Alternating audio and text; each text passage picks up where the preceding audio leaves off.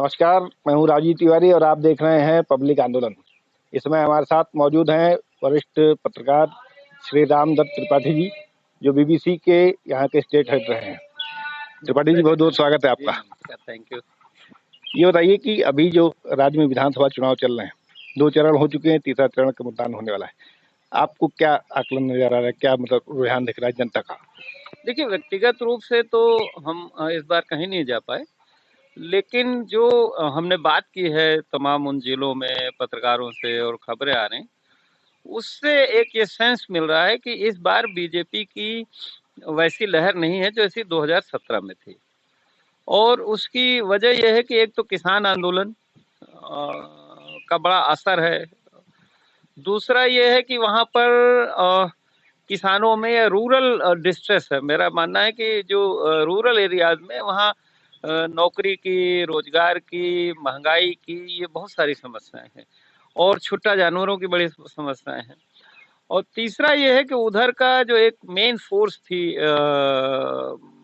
लोक दल, तो उसको इस बार जाट किसानों का सपोर्ट मिल रहा है। जाट किसानों को लगता है कि उनकी बिरादरी का कोई लीडर नहीं है बड़ा, तो वो सब आ गए हैं और उसमें किसान यूनियन भी उसके साथ है।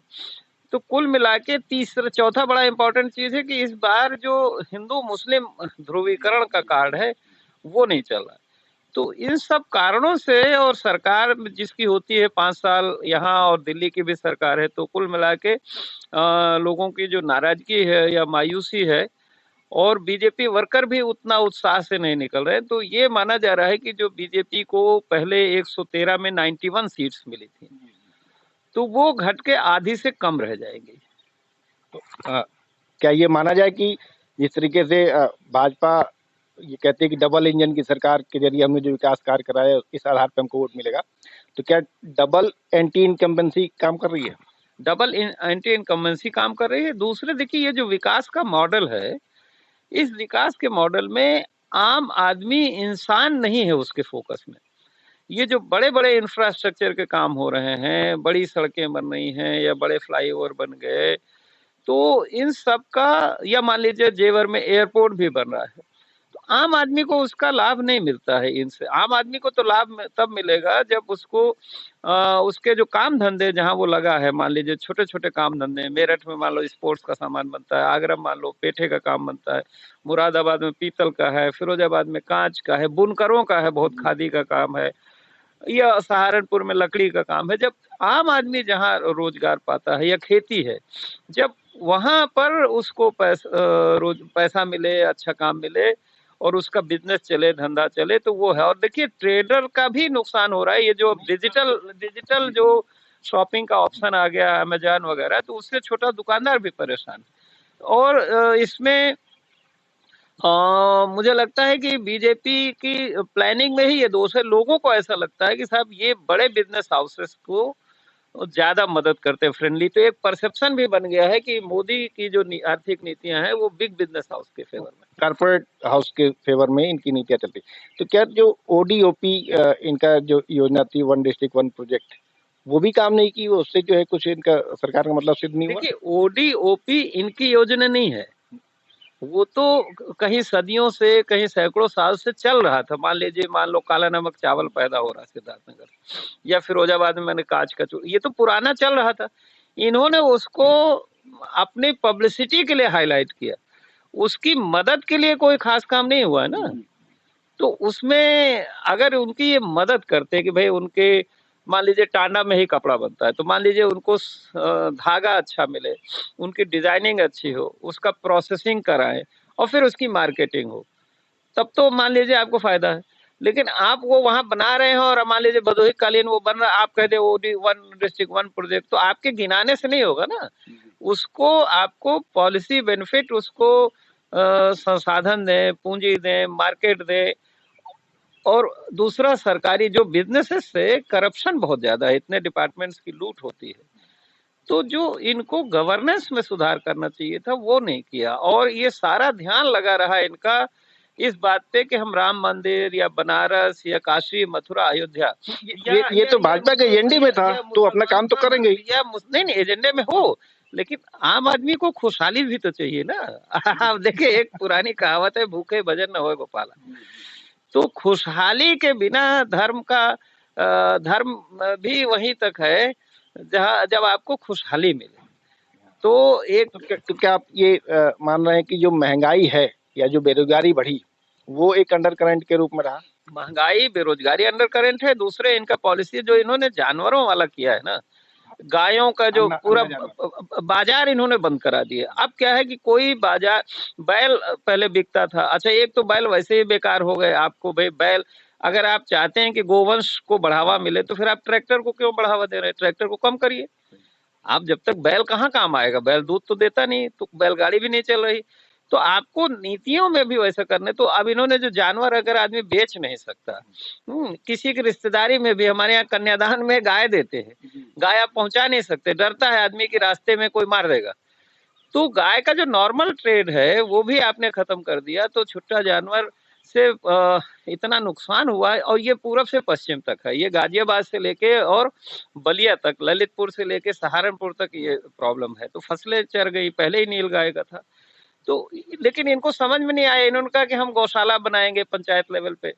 तो उसमें क्या हुआ कि इन्हीं के जो सरकार के समर्थक लोगों ने गौशाला तो खोल ली है, लेकिन वहां चारा पानी का इंतजाम नहीं है, तो और गायें मर रही हैं, ज्यादा भूखों प्यासों मर रही हैं। तो देखिए, इनको इसी तरह मान लीजिए इन्होंने कहा हम शौचालय बनवाएंगे। ठीक है, शौचालय होना चाहिए, लेकिन 12,000 में आधा पैसा तो ठेकेदार ले गया, बचा 6,000। और उसमें किसी के यहाँ बन गया, मान लो वो खड़ा है ना, वहाँ पानी है ना सफाई है, तो वो शौचालय इस्तेमाल तो नहीं हो रहे हैं। 90% शौचालय इस्तेमाल नहीं हो रहे हैं। तो ये आपका मानना है कि हवाई योजना इनकी कागजी बनती नहीं, जो जिनका धरातल पे कोई इम्प्लीमेंटेशन में इन्होंने देखा नहीं। हाँ, एक जो मकान वाली पॉलिसी है उसमें लोगों का फायदा हुआ, मकान खूब बने हैं, राशन लोगों को मिल रहा है। तो अब इन दो स्कीम्स का जो फायदा मिलना होगा मिलेगा, लेकिन उज्ज्वला का नहीं मिल रहा। उज्ज्वला तो बल्कि इनके लिए वो एक जी का जंजाल हो गई, क्योंकि गैस तो दिया, चूल्हा दिया और सिलेंडर महंगा हो गया। भाई, आदमी की इनकम घट गई और खर्चे बढ़ गए। कोरोना भी कुछ फैक्टर है इस चुनाव में? कोरोना का फैक्टर ये है कि देखिए, वही मैं कह रहा हूँ कि जो सिस्टम इम्प्रूवमेंट नहीं किया। आप आए थे तो आप सबको स्वास्थ्य, तो खाली प्राइवेट का इंश्योरेंस कराने से, और वो इंश्योरेंस में भी वो बहुत लोग नहीं हॉस्पिटल करें के साथ पेमेंट नहीं हुआ। तो प्राइमरी हेल्थ पे ध्यान नहीं दिया, प्राइमरी एजुकेशन पे ध्यान नहीं दिया। तो जब कोरोना की भयंकर स्थिति आई तो न डॉक्टर थे, न अस्पताल थे, न ऑक्सीजन थे, इतने लोग मरे। और उसमें क्या हुआ कि जो सरकार के समर्थक कार्यकर्ता थे, बीजेपी के भी कार्यकर्ता, अपने लोगों को बेड नहीं दिला पाए। तो लोग अभी भूले नहीं हैं। ये सारी समस्याएं, मिसमैनेजमेंट बहुत हुआ। दूसरे क्या है, मुझे लगता है जो काम करने का तरीका है योगी का, मोदी का, तो इनको जमीनी हकीकत पता नहीं चलती। इतना सेंट्रलाइज है सारा काम करने का तरीका, और सलाह मशविरा नहीं करते। ये कोई पॉलिसी बनाते हैं तो जो संबंधित लोग हैं उनसे सलाह मशविरा आप नहीं करते हैं।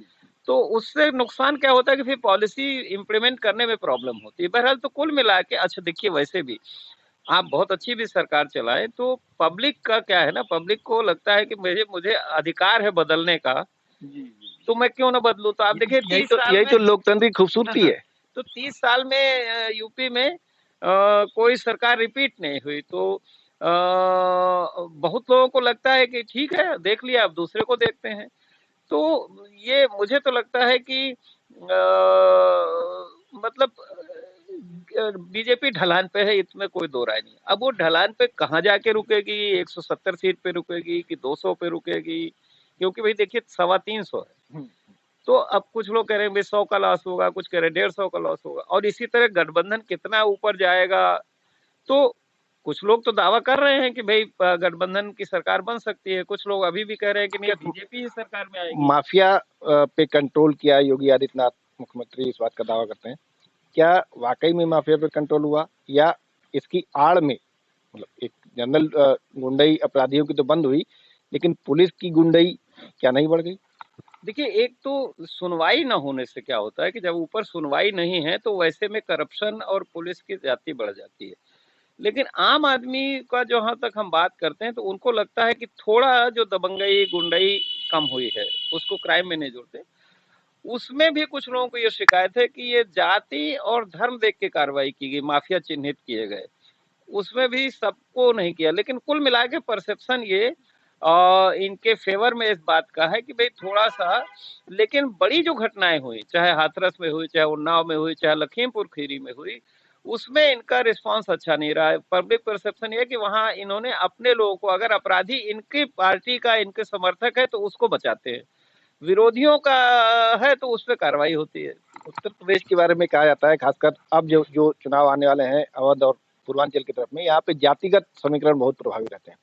तो क्या ये इस बार के चुनाव में, जैसे पिछली बार ओबीसी को अपने पाले में करने में सफल हो गई थी भारतीय जनता पार्टी और ब्राह्मणों का वर्ग उनके साथ में था, सवर्णों का वर्ग, क्या इस बार भी आपको लग रहा है कि वही जातिगत तिलस्म चलेगा? कह रहे हैं कि बीजेपी ने एक स्ट्रेटेजी के तहत 2014 और 17 में ओबीसी और नॉन यादव दलित, नॉन यादव ओबीसी और नॉन जो जाटो दलित को किया, लेकिन उनको पावर शेयरिंग नहीं दी। जो सरकार चलाई वो सामंती ढंग से चलाई, तो वो आए हैं पावर शेयरिंग के लिए ना, आए थे कि भाई उनको सत्ता में हिस्सा मिले। और दूसरे उनको डर जो है वो ये सता गया है कि कहीं अगर ये पूरी तरह से पावर में आ गए तो ये आरक्षण कहीं न कहीं डाइल्यूट कर देंगे, कम कर देंगे। अब जातीय जनगणना भी बड़ा मुद्दा है, वो कहते हैं भाई जिसकी जितनी संख्या भारी उतनी उसकी हिस्सेदारी। तो ये जातीय जनगणना से इनकार कर रहे हैं। भाई जब फायदे आप जाति के आधार पर दे रहे हैं तो फिर जनगणना में क्या बुराई, क्यों नहीं होनी चाहिए? आंकड़ा तो होना चाहिए ना कि कौन कितना है, अंधेरे में क्यों काम हो। क्या ब्राह्मणों में भी कुछ गुस्सा है इस बार सरकार के प्रति? देखिए ब्राह्मण भी क्या है ना, ट्रेडिशनली ब्राह्मण का यह है कि वो सत्ता के इर्द गिर्द रहना चाहता है, पावर में वो भी है कि वो कहता है कि भाई राजा भले कोई हो, मंत्री हम रहेंगे, सलाहकार हम रहेंगे।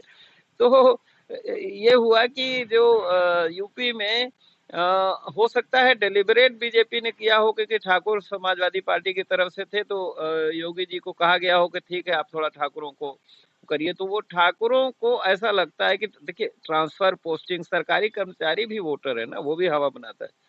तो ट्रांसफर में, पोस्टिंग में, ठेके में, कोटे में, माफियावाद, इन सब में लोगों को ये लगता है कि भाई ठाकुर कम्युनिटी के लोगों को ज्यादा मिला। और इन दोनों की तमाम जिलों में राइवलरी है। दूसरे कहते हैं बद अच्छा बदनाम मेरा, क्योंकि योगी जी की पुरानी इमेज थी अपनी पार्टी के अंदर भी, गोरखपुर देवरिया उधर, कि भाई वो ब्राह्मण विरोधी हैं, उन्होंने कई लोगों को चुनाव भी हरवाए अपनी पार्टी में ही। तो ये एक परसेप्शन बना है कि भाई ब्राह्मणों को लगता है कि हमको जितना महत्व मिलना चाहिए था वो नहीं मिला। हालांकि देखिए चीफ सेक्रेटरी ब्राह्मण थे, ऐसा नहीं है, डीजीपी भी ब्राह्मण थे, लेकिन अब वो कहते हैं कि साहब उनका से नहीं था गवर्नेंस में, सारा काम तो मुख्यमंत्री सचिवालय या मुख्यमंत्री खुद करते थे। तो ये है, लेकिन बाई एंड लार्ज अगर आप देखिए ब्राह्मण अभी भी, हमारी जो बात होती है वो बीजेपी के साथ है, सिवा वहां जहां उनको चॉइस है कि दूसरी पार्टी में कोई मजबूत ब्राह्मण उम्मीदवार है तो उसको विधायक बना सकते हैं, तो वहां जा रहे हैं वो लोग। तो कुल मिला के पिछले 5 साल का अगर आकलन करें योगी आदित्यनाथ की सरकार का, तो एक निष्पक्ष आकलन के रूप में आप कितने नंबर देंगे?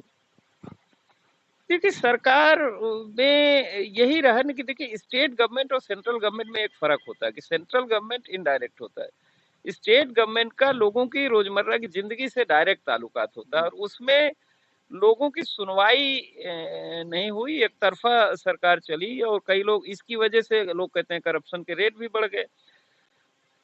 तो नंबर आप जो भी दे दीजिए, 10 में 5 दे दीजिए। 50-50 रहने की चांस है हाँ, बहुत गुंजाइश थी इम्प्रूवमेंट के गवर्नेंस पे।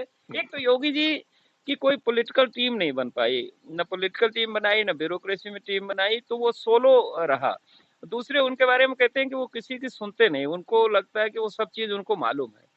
तो आप जब शासन चला रहे हैं तो आपको राजा को निर्णय करने से पहले लोगों से सलाह लेनी चाहिए, अपने मंत्रिपरिषद से, अपने मंत्रिमंडल से हाँ एक सलाह लेनी किसी से। तो बिना, ये रूल भी माना जाता है कि भाई राजा को या जो भी मुख्यमंत्री बिना लोगों से सलाह मशविरा किए, जो स्टेक होल्डर हैं जिनकी जिंदगी पे असर पड़ेगा, उनसे किए नहीं होना चाहिए। और दूसरे खुशहाली, जो राम राज्य की डेफिनेशन है वो यही है कि दैहिक दैविक भौतिक तापा राम राज काहू नहीं व्यापा, सब नर करें परस्पर प्रीति, चल ही स्वधर्म सुरत श्रुत नीति। लेकिन अब आप एक धर्म वालों के पीछे पड़े हैं।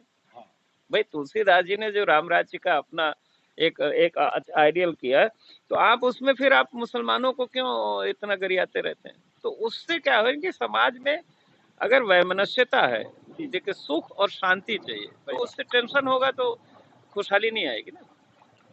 बहुत बहुत धन्यवाद हमसे बात करने के लिए। ये थे रामदत्त त्रिपाठी जी, वरिष्ठ पत्रकार।